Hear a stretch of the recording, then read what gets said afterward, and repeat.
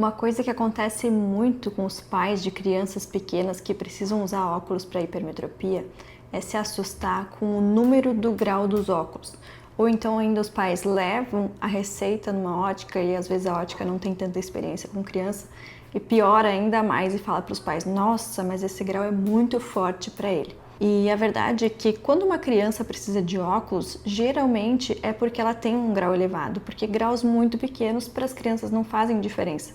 A maioria das crianças tem um pequeno grau de hipermetropia e acaba não precisando de óculos. Vou dar um exemplo para vocês de 2 pacientes meus de hoje. Um paciente meu, que eu acompanho desde o primeiro aninho de vida dele, ele tem 15 graus de hipermetropia nos 2 olhos. E vocês imaginam que com esse grau elevado ele poderia enxergar mal, mas ele tem ótima visão nos 2 olhos usando os óculos dele. Isso porque ele usou óculos desde muito cedo, ele tem grau semelhante nos 2 olhos e ele passou a maior parte da infância dele com os olhos bem alinhados. Já o meu segundo paciente, ele tem um grau muito mais baixo, 2,5 num olho e 1,5 no outro olho. E ele chegou para mim com uma grande diferença de visão entre os olhos. O olho que tinha mais grau enxergava muito menos do que o outro. E isso acontece pela diferença de grau entre os olhos. Principalmente no caso da hipermetropia, pequenas diferenças de grau entre um olho e outro já são suficientes para deixar um olho com a visão muito mais borrada, o olho preguiçoso que nem a gente chama. Mas a boa notícia é que o nosso segundo paciente fez tampão e a visão dele melhorou muito. Então hoje com óculos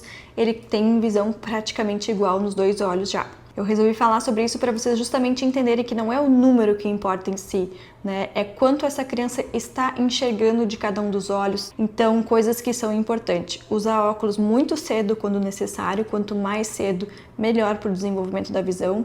Ter certeza se tem um estrabismo ou não envolvido. Ter certeza ou não se tem diferença de grau entre os olhos. Esses sim são fatores essenciais que a gente precisa avaliar e ficar muito atentos para que a criança consiga ter uma boa visão.